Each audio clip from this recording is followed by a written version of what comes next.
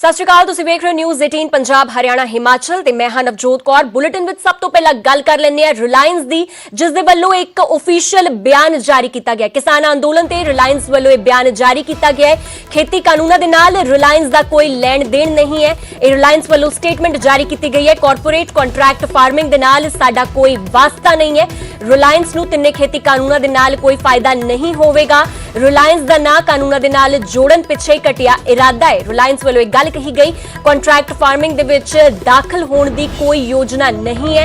Corporate या फिर contract farming दे लई जमीन नहीं खरीदी और असी किसानां तो कदे सीधा अनाज भी नहीं खरीदे। रिलायंस वालों बकायदा एक स्टेटमेंट जारी की गई है, खासकर उस माहौल दे विच जदों कि किसान अंदोलन इस वेले सिखरा ते है और वार-वार रिलायंस दा नां जिहड़ा है वो जोड़िया जा रहा है और इस दे नाल ही सूबे दे विच खासकर पंजाब दे विच टावरां दी भंन-तोड़ भी कीती जा रही है। तो किसानां नूं मजबूत अते खुशहाल करन लई वचनबद्ध हां। रिलायंस वालों कहा गया, असीं किसानां दे नाल हां, शरारती अंसरां दे नाल नहीं हां। ਤੁਹਾਨੂੰ ਦੱਸ ਦਈਏ ਕਿ ਰਿਲਾਇੰਸ ਵੱਲੋਂ ਇੱਕ ਅਫੀਸ਼ੀਅਲ ਸਟੇਟਮੈਂਟ ਜਾਰੀ ਕੀਤੀ ਗਈ ਹੈ, ਜਿਸ ਦੇ ਵਿੱਚ ਰਿਲਾਇੰਸ ਵੱਲੋਂ ਸਾਫ਼ ਤੌਰ ਤੇ ਕਿਹਾ ਗਿਆ ਕਿ ਕਿਸਾਨਾਂ ਨੂੰ ਮਜ਼ਬੂਤ ਅਤੇ ਖੁਸ਼ਹਾਲ ਕਰਨ ਲਈ ਅਸੀਂ ਵੀ ਵਚਨਬੱਧ ਹਾਂ ਔਰ ਸਾਡਾ ਇਹ ਖੇਤੀ ਕਾਨੂੰਨਾਂ ਦੇ ਨਾਲ ਕੋਈ ਫਾਇਦਾ ਨਹੀਂ ਹੈ। उधर लगातार पंजाब दे विच विरोध नूं लैके भंन-तोड़ भी हुई, टावरां दी भंन-तोड़ हुई और भंन-तोड़ दे खिलाफ हाईकोर्ट दा रुख कीता है रिलायंस ने। पंजाब हरियाणा हाईकोर्ट दे विच एक पटिशन दाखिल की गई है। भंन-तोड़ पिछे वपारक स्वार्थ है। रिलायंस ने यह तत्थ विच रखे हुए ने अपनी पटिशन दे। पंजाब दे विच भंन-तोड़ पिछे वपारक मुकाबलेबाज अते उन्हां दे हित ने। रिलायंस दे बिजनेस नूं प्रभावित करने की कोशिश की जा रही है और रिलायंस दे अक्स नूं खराब करने की कोशिश की जा रही है। रिलायंस दे मुलाजमां अते संपत्ति की सुरक्षा यकीनी होवे। पिटिशन दे विच एक गल मैंशन की गई है, पंजाब दे विच कई मोबाइल टावरां नूं नुकसान पहुंचाया गया है। तुहानूं दस दईए कि कुछ दिन पहला न्यूज़ 18 पंजाब ने भी प्रमुखता दे नाल खबर दिखाई सी, जिस दे विच मोबाइल टावरां दी भंन-तोड़ हो रही सी, जिस ते सीएम कैप्टन अमरिंदर सिंह ने भी सख्त रुख इख्तियार किया सी और कहा सीगा कि किसी नूं कोई हक नहीं है सूबे दी या फिर देश दी संपत्ति नूं नुकसान होवे। और इसी भंन-तोड़ नूं लैके रिलायंस वल्लों पंजाब हरियाणा हाईकोर्ट दे विच एक पटिशन दायर की गई है, जिस दे विच भंन-तोड़ पिछे वपारक स्वार्थ की गल कही गई है। इस दे नाल पंजाब दे विच भंन-तोड़ पिछे वपारक मुकाबलेबाज अते उन्हां दे हित लुके हुए ने और रिलायंस दे बिजनेस नूं प्रभावित करने की कोशिश की जा रही है। यह सारा कुछ पिटिशन दे विच दायर किया गया है।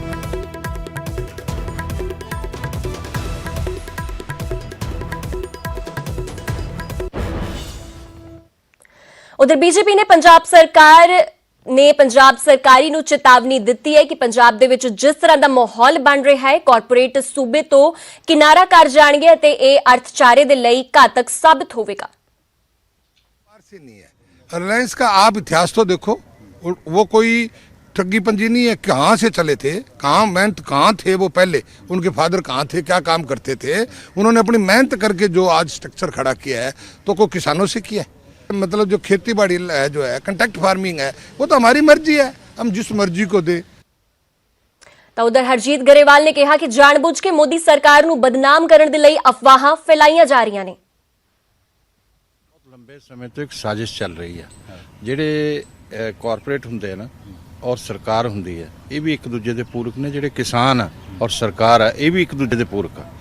ਕੋਈ ਕਿਸੇ ਦੀ ਜ਼ਮੀਨ ਤੇ ਕਬਜ਼ਾ ਕਿੱਦਾਂ ਕਰ ਸਕਦਾ? ਅੱਜ ਤੱਕ ਤਾਂ ਹੋਇਆ ਨਹੀਂ ਹੈ कि जबरदस्ती तो है नहीं कि जमीन तुसी ठेके ते कॉन्ट्रैक्ट ते दो या ना दो, पहला भी चल रही है और बड़े बड़े लोगों ने दी हुई है। ते इस करके ये रिलायंस दा इहदे च कोई ਤਾਂ ਉਧਰ ਬੀਜੇਪੀ ਆਗੂ ਮਨੋਰੰਜਨ ਕਾਲੀਆ ਵੀ ਸੂਬੇ ਦੇ ਵਿੱਚ ਹੋਈ ਟਾਵਰਾਂ ਦੀ ਭੰਨ-ਤੋੜ ਤੇ ਸਵਾਲ ਚੁੱਕ ਰਹੇ ਨੇ। ਇੱਕ ਸਪਸ਼ਟੀਕਰਨ ਦਿੱਤਾ ਹੈ ਔਰ ਉਸ ਦੇ ਵਿੱਚ ਉਹਨਾਂ ਨੇ ਇਹ ਗੱਲ ਕਹੀ ਕਿ ਵੀ ਅਸੀਂ ਕਿਸਾਨਾਂ ਦੇ ਨਾਲ ਔਰ ਜਿਹੜੇ ਤੋੜ-ਫੋੜ ਕਰਦੇ ਆ ਉਹਨਾਂ ਨਾਲ ਨਹੀਂ ਹੈ।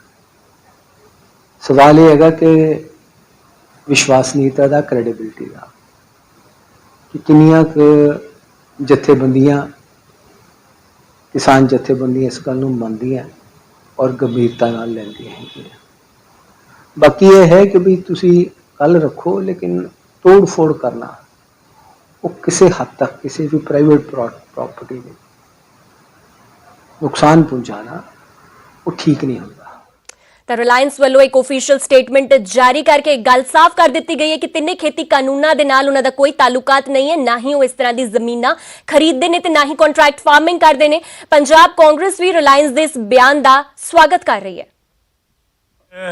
रिलायंस का बयान है तो हम स्वागत करते हैं कि वो कह रहे हैं कि किसानों के हक में हैं और किसान सड़कों पे ठुठरा रहे हैं, मर रहे हैं, दम तोड़ रहे हैं और किसान हित में रिलायंस को सामने फिर आना चाहिए।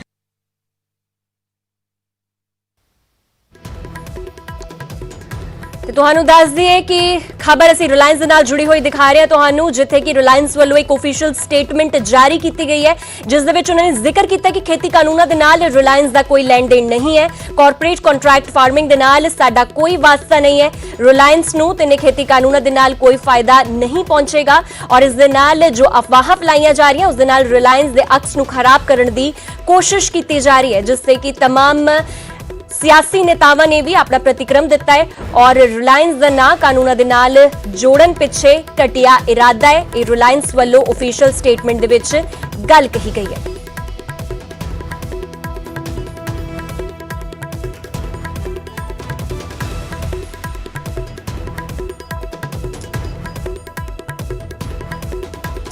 ਤੁਹਾਨੂੰ ਦੱਸ ਦੇ ਕਿ ਰਿਲਾयंस ਵੱਲੋਂ ਇਹ ਬਿਆਨ ਦਿੱਤਾ ਜਾ ਰਿਹਾ ਖਾਸ ਕਰਕੇ ਉਸ ਮਾਹੌਲ ਦੇ ਵਿੱਚ ਜਦੋਂ ਕਿ ਪੰਜਾਬ ਦੀ ਗੱਲ ਕੀਤੀ ਜਾਏ, ਪੰਜਾਬ ਦੇ ਨਾਲ ਹੋਰ ਸੂਬਿਆਂ ਦੀ ਗੱਲ ਕੀਤੀ ਜਾਏ ਜਿੱਥੋਂ ਕਿ ਕਿਸਾਨ ਇਸ ਵੇਲੇ ਦਿੱਲੀ ਦੀਆਂ ਬਰੂਹਾਂ ਤੇ ਡਟੇ ਹੋਏ ਨੇ ਔਰ ਖਾਸ ਕਰਕੇ ਰਿਲਾयंस ਦਾ ਵਿਰੋਧ ਕੀਤਾ ਜਾ ਰਿਹਾ ਔਰ ਕਿਹਾ ਜਾ ਰਿਹਾ ਕਿ ਰਿਲਾयंस ਔਰ ਸਰਕਾਰ ਆਪਸ 'ਚ ਮਿਲੀ ਹੋਈ ਹੈ ਔਰ ਉਸ ਦੌਰਾਨ ਰਿਲਾयंस ਵੱਲੋਂ ਇਹ ਆਫੀਸ਼ੀਅਲ ਬਿਆਨ ਜਿਹੜਾ ਹੈ ਉਹ ਜਾਰੀ ਕੀਤਾ ਗਿਆ ਹੈ।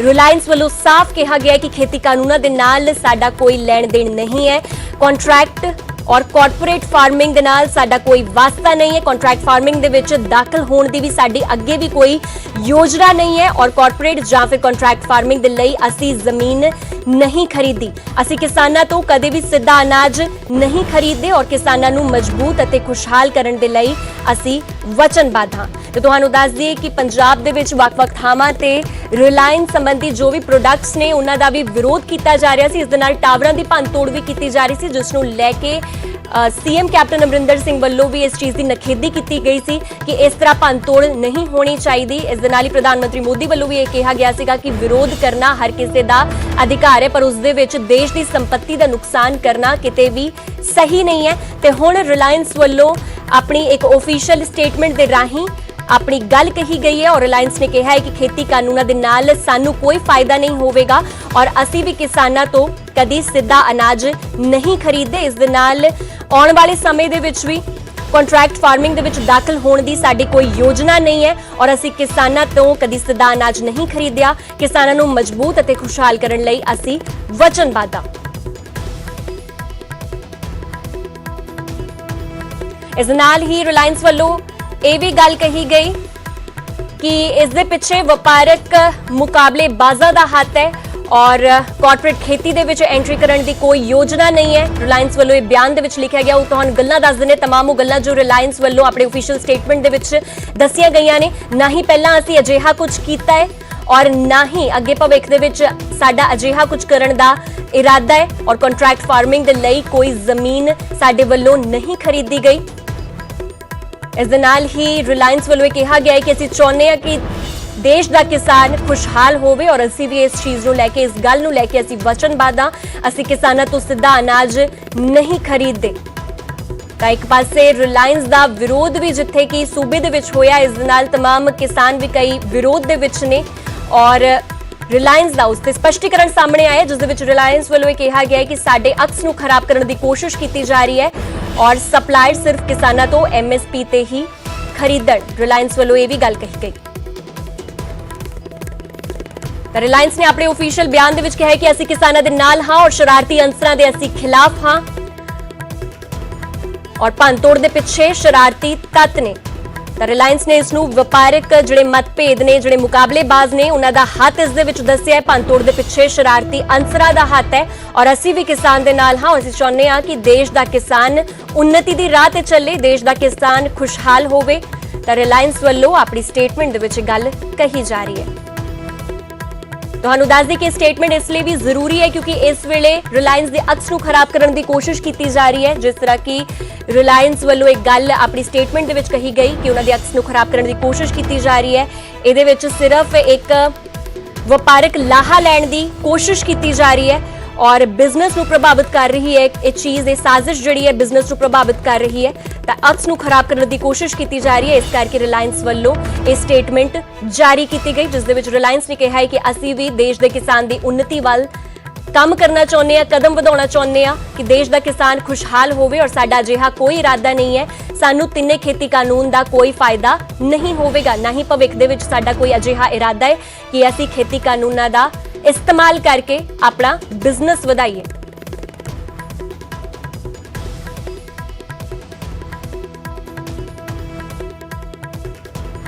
तो ਤੁਹਾਨੂੰ एक बार फिर तो दस देने कि किसान अंदोलन ते रिलायंस ਵੱਲੋਂ ਬਿਆਨ ਜਾਰੀ ਕੀਤਾ ਗਿਆ ਹੈ और खेती कानूਨਾਂ ਦੇ ਨਾਲ रिलायंस ਦਾ ਕੋਈ ਲੈਣ ਦੇਣ ਨਹੀਂ ਹੈ। ਇਹ ਗੱਲ रिलायंस ਵੱਲੋਂ ਸਾਫ਼ ਕਰ ਦਿੱਤੀ ਗਈ ਹੈ।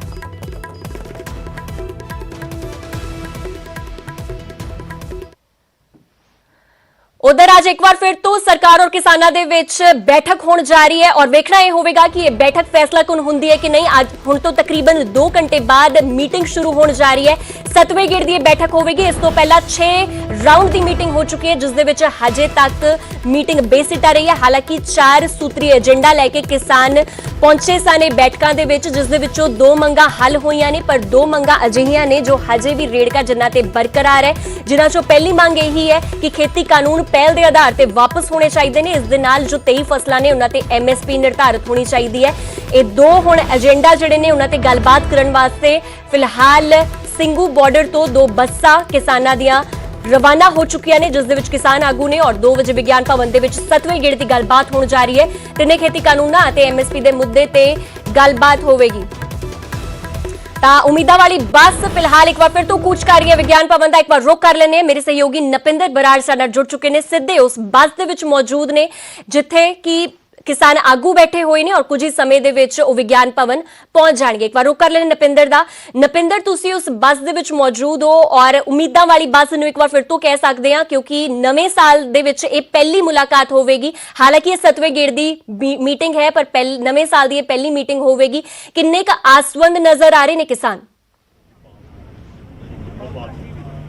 देखो बिल्कुल बसां जड़ियां ने रवाना होईयां नूं करीब अद्धा घंटा हो चुक्या और तुहानूं एक बारी तस्वीर दिखा दिंने आ बसां दे अंदर किस तरह किसान आगू बैठे हुए ने। किसान आगू बसां दे अंदर मौजूद ने और दिल्ली दीयां सड़कां ते जिहड़ी हैगी है ये बस अगे वध रही है। 2 बसां ने जिहड़ियां दिल्ली वल जा रही ने जिथे जाके केंद्र सरकार दे नाल मीटिंग करनी है। किसान आगू पूरी तैयारी दे नाल जिहड़े जा रहे ने। कल मीटिंग कीती गई सी बकायदा तौर ते और मीटिंग दे विच हर पहलू ते विचार चर्चा कीती गई ताकि केंद्र दे नाल गलबात करन दे लई हर तत्थ जिहड़ा ਉਹ ਜਟਾਇਆ ਜਾ ਸਕੇ, हर तत्थ इकट्ठा किया जा सके और ਜਿਹੜੇ तर्क केंद्र सरकार लगातार ਦਿੰਦੀ आ रही है और किसान आगूਆਂ ਨੂੰ पता है कि ਅੱਜ ਨਵੇਂ तर्क ਦਿੱਤੇ ਜਾ ਸਕਦੇ ਨੇ ਤਾਂ ਉਹ ਕਿਹੜੇ तर्क हो सकते ਨੇ ਉਹਨਾਂ ਤੇ ਵੀ ਵਿਚਾਰ ਚਰਚਾ ਪਹਿਲਾਂ ਹੀ ਕੀਤੀ ਜਾਂਦੀ ਹੈ कि सरकार ਇਹ ਜਿਹੜੇ ਦਾਅਵੇ ਨੇ ਉਹ ਕਰ ਸਕਦੀ ਹੈ। और किसान आगू किस तरह की तैयारी ਦੇ ਵਿੱਚ ਜਾ ਰਹੇ ਨੇ। ਹਰਮੀਤ ਸਿੰਘ ਕਾਦੀਆਂ ਸਾਡੇ ਨਾਲ ਨੇ। ਕਾਦੀਆਂ ਸਾਹਿਬ ਮੀਟਿੰਗ ਬੇਸ਼ੱਕ 7ਵੇਂ ਗੇੜ ਦੀ ਹੈ ਪਰ ਜਿਹੜੀਆਂ ਪਹਿਲਾਂ ਮੀਟਿੰਗਾਂ ਹੋਈਆਂ ਸੀ ਉਹਨਾਂ ਮੀਟਿੰਗਾਂ ਤੇ ਇਹਨਾਂ ਮੀਟਿੰਗਾਂ 'ਚ ਲੱਗਦਾ ਕਿ ਹੁਣ ਫਰਕ ਹੈ? ਨਹੀਂ ਬਿਲਕੁਲ ਇਹ ਤਾਂ ਆਪਾਂ ਨਤੀਜਾ ਕਰਨ ਮੀਟਿੰਗਾਂ ਆਉਣੀਆਂ ਸ਼ੁਰੂ ਹੋ ਗਈਆਂ। ਪਹਿਲਾਂ ਤਾਂ ਸਮਝਾਉਣ ਦੇ ਗੱਲਾਂ ਸੀ ਜਾਂ ਹੋਰ ਚਲੋ ਕਮੇਟੀ ਬਣਾਉਣ ਦੀਆਂ ਜਿਹੜੀਆਂ ਆਪਾਂ ਕਰ ਲਈਆਂ। ਜਿਹੜੀ ਇਸ ਮੀਟਿੰਗ ਦੀ ਇੰਪੋਰਟੈਂਸ ਹੈ ਇਹ ਨਤੀਜਾ ਜਨਕ ਹੋ ਸਕਦੀ ਕਿਉਂਕਿ ਪਿਛਲੀ ਮੀਟਿੰਗ ਜੋ ਆਪਾਂ ਗਏ ਆ ਬੇਸ਼ੱਕ ਛੋਟੀਆਂ ਸੀਗੀਆਂ ਹਾਥੀ ਨਹੀਂ ਕੱਢਿਆ ਪੂਛ ਕੱਢੀ ਪਹਿਲਾਂ ਤੇ ਵੀ ਆਰਡੀਨੈਂਸ ਬਿਜਲੀ ਦਾ ਕਰ ਲਿਆ ਤੇ ਪਰਾਲੀ ਦਾ ਤੇ ਇਹਦੇ ਵਿੱਚ ਵੀ ਕੁਝ ਫੈਸਲਾ ਕਾਨੂੰਨ ਸਮਝੌਤੇ ਹੋ ਵੀ ਸਕਦੇ ਨੇ ਕਿਉਂਕਿ 3 ਕਾਨੂੰਨ ਵਾਪਸ ਕਰਨੇ ਅਸੀਂ ਲਿਖ ਕੇ ਦਿੱਤਾ ਹੋਇਆ 3 ਕਾਨੂੰਨ ਵਾਪਸ ਕਿਵੇਂ ਹੋਣਗੇ ਤੇ MSP ਉੱਤੇ ਕੀ ਤੁਹਾਡਾ ਵਿਚਾਰ ਆ ਵੀ ਇਹ ਕਾਨੂੰਨ ਬਣਾਉਣਾ ਚਾਹੀਦਾ ਤੇ ਇਹਦਾ ਵਾਅਦਾ ਸਰਕਾਰ ਕਰਦੀ ਹੈ ਵੀ MSP ਰਹੂਗੀ ਜਾਂ ਕਿਵੇਂ। ਅਸੀਂ ਕਹਿੰਦੇ ਆ ਪੂਰੇ ਭਾਰਤ ਦੇ ਵਿੱਚ ਇੱਕ ਕਾਨੂੰਨ ਹੋਵੇ ਜਿਹਦੀ ਮਿਨੀਮਮ ਸਪੋਰਟ ਪ੍ਰਾਈਸ ਆ ਇਦੋਂ ਥੱਲੇ ਫਸਲ ਨਾ ਖਰੀਦੀ ਜਾਵੇ। ਤਾਂ ਹੁਣ ਜਿਹੜੀ ਆ ਮੀਟਿੰਗ ਹੋਣ ਜਾ ਰਹੀ ਆ ਇਹਦੇ ਉੱਤੇ ਪਹਿਲਾ ਫੋਕਸ ਸਾਡਾ 3 ਲਾਅ ਦੇ ਉੱਤੇ ਹੀ ਨੇ। ਇਸ ਕਰਕੇ ਇਹ ਮੀਟਿੰਗ ਨੂੰ ਆਪਾਂ ਖਾਸ ਕਹਿ ਸਕਦੇ ਹਾਂ। ਦੂਜਾ ਸਾਨੂੰ ਇਹ ਲੱਗ ਰਿਹਾ ਵੀ ਇਸ ਮੀਟਿੰਗ ਦੇ ਉੱਤੇ ਸਰਕਾਰ ਕਿੰਨੀ ਸੀਰੀਅਸ ਆ ਕਿੰਨੀ ਸਿੰਸੀਅਰ ਆ ਉਹ ਇਸ ਪਤਾ ਲੱਗੂਗਾ ਵੀ ਮੀਟਿੰਗ ਹੁੰਦੀ ਸਾਡੀ ਕਿਹਦੇ ਨਾਲ ਆ। ਜੇ ਤੋਮਰ ਜੀ ਨਾਲ ਤੇ ਸ਼ਗੋਲ ਨਾਲ ਹੁੰਦੀ ਆ ਫਿਰ ਉਹ ਲੈਵਲ ਆਪਾਂ ਸਮਝਾਂਗੇ ਕਿ ਇੱਕ ਲੈਵਲ ਜੇ ਅਸੀਂ ਵੱਧ ਚੁੱਕੇ ਆ ਜਾਂ ਇੱਕ ਲੈਵਲ ਉੱਪਰ ਜਾਣਾ ਆਪਾਂ ਮੀਟਿੰਗ ਦਾ ਤਾਂ ਇੱਕ ਵੱਡਾ ਕੋਈ ਚਿਹਰਾ ਉਹਦੇ 'ਚ ਆਉਣਾ ਚਾਹੀਦਾ। ਰਾਜਨਾਥ ਹੋਰਾਂ ਦੀ ਗੱਲ ਚੱਲ ਰਹੀ ਹੈ। ਰਾਜਨਾਥ ਸਿੰਘ ਦੀ ਗੱਲ ਚੱਲ ਰਹੀ ਹੈ ਵੀ ਉਹ ਆ ਸਕਦੇ ਨੇ ਤੇ ਜੇ ਉਹ ਆਏ ਤਾਂ ਆਪਾਂ ਸਮਝਦੇ ਹਾਂ ਵੀ ਇੱਕ ਵੱਡਾ ਚਿਹਰਾ ਆਉਂਦਾ ਤਾਂ ਉਸ ਤੋਂ ਬਾਅਦ ਕੋਈ ਉਹ ਸਾਡੇ ਵਾਸਤੇ ਇੱਕ ਕਿਸਾਨੀ ਚਿਹਰਾ ਵੀ ਆ ਉਹ ਕਿਸਾਨ ਫੈਮਿਲੀ ਚੋਂ ਵੀ ਸਾਨੂੰ ਲੱਗਦਾ ਵੀ ਸਾਡੇ ਹੱਕ ਦੀ ਉਹ ਗੱਲ ਕਰਨਗੇ ਤੇ ਇੱਕ ਜਿਹੜੇ ਲਾਅ ਨੇ ਉਹ ਵਾਪਸ ਲੈਣਗੇ। ਕਾਦੀਆ ਸਾਹਿਬ, ਜਿਸ ਤਰ੍ਹਾਂ ਪਹਿਲਾਂ ਸ਼ੁਰੂ ਦੇ ਵਿੱਚ ਗੱਲ ਕਰੀਏ, ਜਦੋਂ ਸੰਘਰਸ਼ ਸ਼ੁਰੂ ਹੋਇਆ ਸੀ ਤਾਂ ਉਦੋਂ ਤਾਂ ਕਿਸਾਨ ਆਗੂ ਲਗਾਤਾਰ ਇਹ ਵੀ ਕੋਸ਼ਿਸ਼ਾਂ ਕਰਦੇ ਸੀ ਕਿ ਕੇਂਦਰ ਸਰਕਾਰ ਸਾਡੇ ਨਾਲ ਮੀਟਿੰਗ ਕਰੇ, ਕੋਈ ਮੀਟਿੰਗ ਹੀ ਨਹੀਂ ਕਰਦਾ। ਇਸ ਤਰ੍ਹਾਂ ਦਾ ਉਸ ਵੇਲੇ ਕਿਸਾਨ ਆਗੂਆਂ ਦੇ ਮੁਤਾਬਕ ਸਰਕਾਰ ਦਾ ਐਟੀਟਿਊਡ ਸੀਗਾ ਤੇ ਉਦੋਂ ਤੇ ਹੁਣ ਦੇ ਵਿੱਚ ਬਦਲਾਅ, ਜਿਸ ਤਰ੍ਹਾਂ ਤੁਸੀਂ ਆਪ ਕਿਹਾ ਕਿ ਬੜਾ ਫਰਕ ਹੈ। ਹੁਣ ਸਰਕਾਰ ਮੰਗਾਂ ਮੰਨਣ ਵਾਲੇ ਪਾਸੇ ਨੂੰ ਆਪਣੇ ਵੱਲੋਂ ਪਾਸੇ ਪੁਆਇੰਟ ਦੇ ਰਹੀ ਹੈ ਕਿ ਅਸੀਂ ਆਹ ਚੀਜ਼ਾਂ ਮੰਨਣ ਦੇ ਲਈ ਤਿਆਰ ਹਾਂ। ਤਾਂ ਹੁਣ ਕਿਹੜੇ ਜਿਹੜੇ ਮੰਤਰੀ ਨੇ ਤੁਹਾਨੂੰ ਲੱਗਦਾ ਹੈ ਕਿ ਜੇ ਇਹਦੀ ਥਾਂ ਤੇ ਇਹ ਹੋਣ ਤਾਂ ਗੱਲ ਬਣ ਸਕਦੀ ਹੈ? ਤੁਹਾਨੂੰ ਲੱਗਦਾ ਕਿ ਜਿਹੜੇ ਮੰਤਰੀ ਚਾਹੇ ਪਿਊਸ਼ ਗੋਇਲ ਹੋਣ, ਨਰਿੰਦਰ ਤੋਮਰ ਹੋਣ ਜਾਂ ਹੋਰ ਹੋਣ, ਤੁਹਾਨੂੰ ਲੱਗਦਾ ਹੈ ਕਿ ਉਹਨਾਂ ਦੇ ਵਿੱਚੋਂ ਕੋਈ ਮੰਤਰੀ ਖੇਡ ਨੂੰ ਖਰਾਬ ਵੀ ਕਰ ਸਕਦਾ? ਕਿਉਂਕਿ ਇੱਕ ਪਿਛਲੇ ਦਿਨਾਂ 'ਚ ਇੱਕ ਵੀਡੀਓ ਵੀ ਜਿਹੜੀ ਹੈ ਬੜੀ ਵਾਇਰਲ ਹੋਈ ਹੈ, ਉਸ ਵੀਡੀਓ ਨੂੰ ਲੈ ਕੇ ਵੀ ਕਈ ਤਰ੍ਹਾਂ ਦੇ ਸ਼ੰਕੇ ਸਵਾਲ ਪੈਦਾ ਹੋਏ। ਦੇਖੋ, ਪਲ ਤੇ ਜਿਹੜੀਆਂ ਨਤੀਜੇ ਹੁੰਦੇ ਆ ਇਹ ਫਰਕ ਪੈ ਜਾਂਦੇ ਆ। ਜੇ ਬੰਦਾ ਰੇਸ ਤੇ ਭੱਜਦਾ ਤਾਂ ਇੱਕ ਅਖੀਰਲੇ ਪੁਆਇੰਟ ਤੇ ਆ ਕੇ ਵੀ ਕੋਈ ਪਿੱਛੇ ਰਹਿ ਸਕਦਾ, ਕੋਈ ਮੂਹਰੇ ਜਾ ਸਕਦਾ। ਕਿਸੇ ਨੂੰ ਵੀ ਵੈਸੇ ਭਲਾ ਸਰਕਾਰ ਵੱਲੋਂ ਆ, ਭਲਾ ਸਾਡੇ ਜਥੇਬੰਦੀ ਵੱਲੋਂ ਆ, ਕਿਸੇ ਨੂੰ ਵੀ ਇਹ ਗੱਲ ਖਰਾਬ ਕਰਨੀ, ਜਿਵੇਂ ਤੁਸੀਂ ਵਰਡ ਯੂਜ਼ ਕੀਤਾ ਵੀ ਖਰਾਬ ਕਰਨ ਦਾ ਕਿਸੇ ਨੂੰ ਵੀ ਹੱਕ ਨਹੀਂ ਹੈ। ਇਹ ਆਵਾਮ ਦੀ ਗੱਲ ਆ, ਸਾਰੇ ਡੈਮੋਕ੍ਰੇਸੀ ਦੇ ਵਿੱਚ ਆ। ਕਿਸਾਨ ਇੱਥੇ ਆ ਕੇ ਝੰਡਾ ਚੱਕ ਕੇ ਜ਼ਰੂਰ ਬੈਠੇ ਨੇ ਆਪ ਦੇ ਵੱਲੋਂ ਵੀ ਕਿਸਾਨੀ ਦੀ ਗੱਲ ਤੇ ਸਿੱਧਾ ਇਫੈਕਟ ਕਰਦਾ, ਪਰ ਨਾਲ ਇਹ ਆਵਾਮ ਨੂੰ ਵੀ ਇਫੈਕਟ ਕਰਦਾ, ਆਮ ਡੈਮੋਕ੍ਰੇਸੀ ਦੇ ਹਰੇਕ ਬੰਦੇ ਨੂੰ ਇਫੈਕਟ ਕਰਦਾ। ਉਹਦੇ ਖਾਤਰ ਹੀ 6 ਤੋਂ ਲੈ ਕੇ 20 ਤੱਕ ਜਿਹੜੇ ਪ੍ਰੋਗਰਾਮ ਬਣਾਇਆ ਵੀ ਕਿਸਾਨਾਂ ਦੀ ਜਿਹੜੀ ਹਾਲਾਤ ਆ ਬਾਜ਼ਾਰ ਵਾਲਿਆਂ ਨੂੰ ਦੱਸਣ ਵਾਸਤੇ ਸ਼ਹਿਰਾਂ ਦੇ ਵਿੱਚ ਪ੍ਰੋਗਰਾਮ ਕੀਤੇ ਜਾਣਗੇ। ਉਹ 15 ਵਾੜਾ ਮਨਾ ਰਹੇ ਆ ਵੀ ਉਹਦੇ ਸ਼ਹਿਰਾਂ 'ਚ ਦੱਸਾਂਗੇ ਵੀ ਇਸ ਕਾਨੂੰਨ ਦੇ ਜਦੋਂ ਲਾਗੂ ਹੋਣ ਤੋਂ ਬਾਅਦ ਤੁਹਾਨੂੰ ਕੀ ਨੁਕਸਾਨ ਨੇ।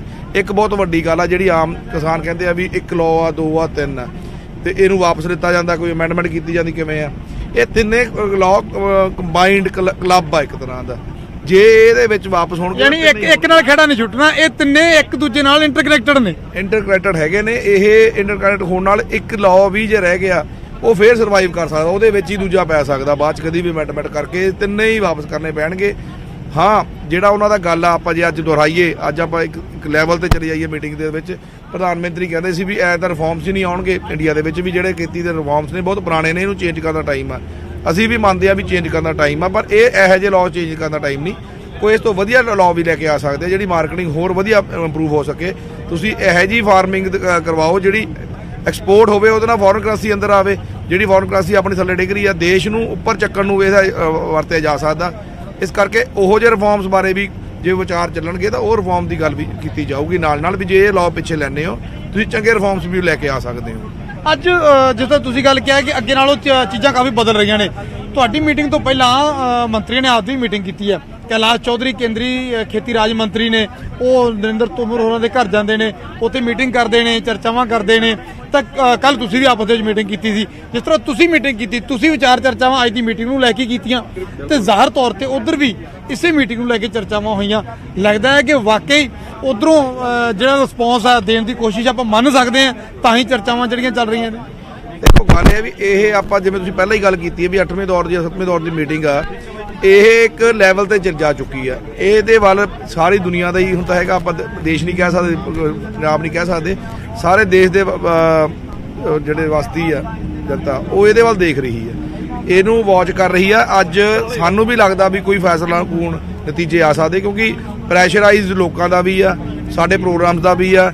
ਕੱਲ ਦੀ ਜਿਹੜੀ 5 ਤਰੀਕ ਨੂੰ ਤਰੀਕ ਆ ਸੁਪਰੀਮ ਕੋਰਟ ਦੇ ਵਿੱਚ, ਉਹਦਾ ਵੀ ਆ। ਇਹਨਾਂ ਨੇ ਜਵਾਬ ਉੱਥੇ ਵੀ ਦੇਣਾ। ਤੁਸੀਂ 15 ਦਿਨ ਹੋ ਗਏ ਕਿਸਾਨ ਜਥੇਬੰਦੀਆਂ ਨਾਲ, ਤੁਸੀਂ ਕੀ ਫੈਸਲਾ ਲੈ ਸਕੇ, ਉੱਥੇ ਇਹਨਾਂ ਨੇ ਜਵਾਬ ਦੇਣਾ।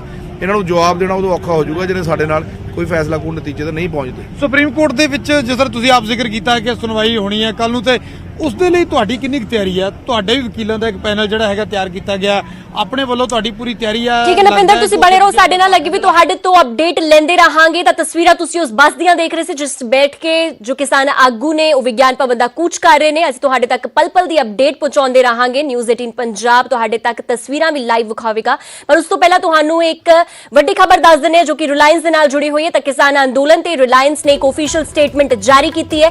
ਖੇਤੀ ਕਾਨੂੰਨਾਂ ਦੇ ਨਾਲ ਰਿਲਾਇੰਸ ਦਾ ਕੋਈ ਲੈਣ ਦੇਣ ਨਹੀਂ ਹੈ, ਇਹ ਕਿਹਾ ਗਿਆ ਹੈ। ਰਿਲਾਇੰਸ ਦੀ ਸਟੇਟਮੈਂਟ ਦੇ ਵਿੱਚ ਕਾਰਪੋਰੇਟ ਕੰਟਰੈਕਟ ਫਾਰਮਿੰਗ ਦੇ ਨਾਲ ਸਾਡਾ ਕੋਈ ਵਾਸਤਾ ਨਹੀਂ ਹੈ, ਰਿਲਾਇੰਸ ਨੇ ਕਿਹਾ। ਰਿਲਾਇੰਸ ਨੂੰ ਤਿੰਨੇ ਖੇਤੀ ਕਾਨੂੰਨਾਂ ਦਾ ਕੋਈ ਫਾਇਦਾ ਨਹੀਂ ਹੋਵੇਗਾ। ਰਿਲਾਇੰਸ ਦਾ ਨਾਂ ਕਾਨੂੰਨ ਦੇ ਨਾਲ ਜੋੜਨ ਪਿੱਛੇ ਇੱਕ ਘਟੀਆ ਇਰਾਦਾ ਹੈ ਔਰ ਕੰਟਰੈਕਟ ਫਾਰਮਿੰਗ ਦੇ ਵਿੱਚ ਦਾਖਲ ਹੋਣ ਦੀ ਕੋਈ ਯੋਜਨਾ ਰਿਲਾਇੰਸ ਦੀ ਨਹੀਂ ਹੈ।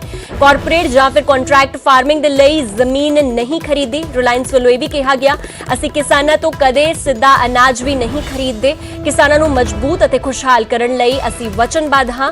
ਅਸੀਂ ਕਿਸਾਨਾਂ ਦੇ ਨਾਲ ਹਾਂ, ਸ਼ਰਾਰਤੀ ਅੰਸਰਾਂ ਦੇ ਨਾਲ ਨਹੀਂ ਹਾਂ। ਤਾਂ ਰਿਲਾਇੰਸ ਵੱਲੋਂ ਇਹ ਗੱਲ ਆਪਣੀ ਸਟੇਟਮੈਂਟ ਦੇ ਵਿੱਚ ਕਹੀ ਗਈ ਹੈ ਔਰ ਇਹ ਸਟੇਟਮੈਂਟ ਇਸ ਕਰਕੇ ਵੀ ਜ਼ਰੂਰੀ ਹੋ ਜਾਂਦੀ ਹੈ ਕਿਉਂਕਿ ਇਸ ਵੇਲੇ ਵੱਖ-ਵੱਖ ਥਾਵਾਂ ਤੇ ਰਿਲਾਇੰਸ ਦਾ ਵਿਰੋਧ ਕੀਤਾ ਜਾ ਰਿਹਾ ਹੈ, ਜਿਸ ਤੇ ਰਿਲਾਇੰਸ ਵੱਲੋਂ ਆਪਣੀ ਸਟੇਟਮੈਂਟ ਵਿੱਚ ਇਹ ਕਿਹਾ ਗਿਆ ਕਿ ਸਾਡੇ ਅਕਸ ਨੂੰ ਖਰਾਬ ਕਰਨ ਦੀ ਕੋਸ਼ਿਸ਼ ਕੀਤੀ ਜਾ ਰਹੀ ਹੈ।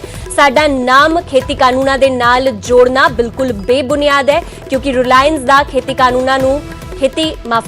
ਕਾਨੂੰਨਾਂ ਦਾ ਰਿਲਾਇੰਸ ਨੂੰ ਕੋਈ ਫਾਇਦਾ ਨਹੀਂ ਹੋਵੇਗਾ। ਤਾਂ ਰਿਲਾਇੰਸ ਵੱਲੋਂ ਆਪਣੀ ਸਟੇਟਮੈਂਟ ਦੇ ਵਿੱਚ ਕਿਹਾ ਗਿਆ ਕਿ ਅਸੀਂ ਚਾਹੁੰਦੇ ਹਾਂ ਕਿ ਕਿਸਾਨ ਖੁਸ਼ਹਾਲ ਹੋਣ ਔਰ ਅਸੀਂ ਵੀ ਇਸ ਵੱਲ ਹੀ ਕੰਮ ਕਰਨ ਨੂੰ ਵਚਨਬੱਧ ਹਾਂ।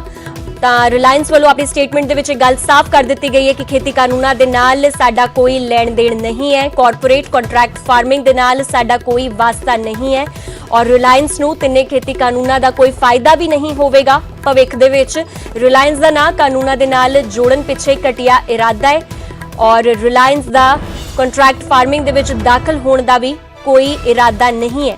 ਕਾਰਪੋਰੇਟ ਜਾਂ ਫਿਰ ਕੰਟਰੈਕਟ ਫਾਰਮਿੰਗ ਦੇ ਲਈ ਅਸੀਂ ਜ਼ਮੀਨ ਕਦੀ ਖਰੀਦੀ ਵੀ ਨਹੀਂ ਔਰ ਅਸੀਂ ਕਿਸਾਨਾਂ ਤੋਂ ਕਦੇ ਸਿੱਧਾ ਅਨਾਜ ਵੀ ਨਹੀਂ ਖਰੀਦੇ। ਕਿਸਾਨਾਂ ਨੂੰ ਮਜ਼ਬੂਤ ਅਤੇ ਖੁਸ਼ਹਾਲ ਕਰਨ ਦੇ ਲਈ ਵਚਨਬੱਧ ਹਾਂ। ਅਸੀਂ ਕਿਸਾਨਾਂ ਦੇ ਨਾਲ ਹਾਂ ਔਰ ਸ਼ਰਾਰਤੀ ਅੰਸਰਾਂ ਦੇ ਨਾਲ ਨਹੀਂ ਹਾਂ। ਔਰ ਰਿਲਾਇੰਸ ਵੱਲੋਂ ਇਹ ਵੀ ਗੱਲ ਕਹੀ ਗਈ ਕਿ ਜੋ ਭੰਨਤੋੜ ਟਾਵਰਾਂ ਦੀ ਕੀਤੀ ਜਾ ਰਹੀ ਹੈ ਉਸ ਦੇ ਪਿੱਛੇ ਵੀ ਕਿਸਾਨਾਂ ਦਾ ਨਹੀਂ ਬਲਕਿ ਸ਼ਰਾਰਤੀ ਅੰਸਰਾਂ ਦਾ ਹੱਥ ਹੈ ਔਰ ਅਸੀਂ ਸ਼ਰਾਰਤੀ ਅੰਸਰਾਂ ਦੇ ਨਾਲ ਨਹੀਂ ਬਲਕਿ ਅਸੀਂ ਕਿਸਾਨਾਂ ਦੇ ਨਾਲ ਹਾਂ। ਅਸੀਂ ਵੀ ਚਾਹੁੰਦੇ ਹਾਂ ਕਿ ਦੇਸ਼ ਦਾ ਕਿਸਾਨ ਉન્નਤੀ ਕਰੇ, ਦੇਸ਼ ਦਾ ਕਿਸਾਨ ਖੁਸ਼ਹਾਲ ਹੋਵੇ ਔਰ ਅਸੀਂ ਵੀ ਉਸੇ ਡਾਇਰੈਕਸ਼ਨ ਦੇ ਵਿੱਚ ਉਸੇ ਲਾਈਨ ਦੇ ਵਿੱਚ ਕੰਮ ਕਰ ਰਹੇ ਹਾਂ ਕਿ ਕਿਸਾਨ ਕਿਸ ਤਰ੍ਹਾਂ ਖੁਸ਼ਹਾਲ ਹੋਵੇ। ਸਾਡਾ ਖੇਤੀ ਕਾਨੂੰਨਾਂ ਦੇ ਨਾਲ ਕੋਈ ਲੈਣਾ ਦੇਣਾ ਨਹੀਂ ਹੈ। ਭਵਿੱਖ ਦੇ ਵਿੱਚ ਵੀ ਸਾਡਾ ਖੇਤੀ ਕਾਨੂੰਨਾਂ ਦੇ ਰਾਹੀਂ ਬਿਜ਼ਨਸ ਦੇ ਵਿੱਚ ਦਾਖਲ ਹੋਣ ਦਾ ਕੋਈ ਇਰਾਦਾ ਨਹੀਂ ਹੈ। ਰਿਲਾਇੰਸ ਵੱਲੋਂ ਇਹ ਗੱਲ ਸਾਫ਼ ਕਰ ਦਿੱਤੀ ਗਈ ਹੈ। ਤਾਂ ਸਕਰੀਨ ਤੇ ਤੁਸੀਂ ਉਹ ਸਟੇਟਮੈਂਟ ਦੀ ਕਾਪੀ ਵੀ ਵੇਖ ਸਕਦੇ ਹੋ ਜਿਹੜੀ ਕਿ ਰਿਲਾਇੰਸ ਵੱਲੋਂ ਜਾਰੀ ਕੀਤੀ ਗਈ ਹੈ ਔਰ ਇਸ ਦੇ ਵਿੱਚ ਪੁਆਇੰਟ ਵਾਈਜ਼ ਜਿਹੜਾ ਹੈ ਇੱਕ ਪੁਆਇੰਟ ਦੇ ਵਿੱਚ ਸਟੈਪ ਬਾय ਸਟੈਪ ਦੱਸਿਆ ਗਿਆ ਹੈ ਕਿ ਕਿਸ ਤਰ੍ਹਾਂ ਰਿਲਾਇੰਸ ਕੰਮ ਕਰ ਰਿਹਾ ਹੈ, ਆਪਣੇ ਬਿਜ਼ਨਸ ਆਪਣੇ ਪੱਧਰ ਤੇ ਕੰਮ ਕਰ ਰਿਹਾ ਹੈ ਔਰ ਖੇਤੀ ਕਾਨੂੰਨਾਂ ਦੇ ਨਾਲ ਕਿਸ ਤਰ੍ਹਾਂ ਇਹ ਨਹੀਂ ਜੁੜਿਆ ਹੋਇਆ। ਖੇਤੀ ਕਾਨੂੰਨਾਂ ਦਾ ਰਿਲਾਇੰਸ ਨੂੰ ਕੋਈ ਫਾਇਦਾ ਨਹੀਂ ਹੋਵੇਗਾ। ਇਸ ਆਫੀਸ਼ੀਅਲ ਸਟੇਟਮੈਂਟ ਦੀ ਕਾਪੀ ਦੇ ਵਿੱਚ ਵੀ ਸਾਫ਼ ਸਪਸ਼ਟ ਸ਼ਬਦਾਂ ਦੇ ਵਿੱਚ ਰਿਲਾਇੰਸ ਵੱਲੋਂ ਲਿਖਿਆ ਗਿਆ ਹੈ ਤਾਂ ਰਿਲਾਇੰਸ ਨੂੰ ਤਿੰਨੇ ਖੇਤੀ ਕਾਨੂੰਨਾਂ ਦੇ ਨਾਲ ਕੋਈ ਫਾਇਦਾ ਨਹੀਂ ਹੋਵੇਗਾ। ਰਿਲਾਇੰਸ ਦਾ ਨਾਂ ਕਾਨੂੰਨਾਂ ਦੇ ਨਾਲ ਜੋੜਨ ਪਿੱਛੇ ਘਟੀਆ ਇਰਾਦਾ ਹੈ। ਰਿਲਾਇੰਸ ਵੱਲੋਂ ਇਹ ਗੱਲ ਕਹੀ ਜਾ ਰਹੀ ਹੈ।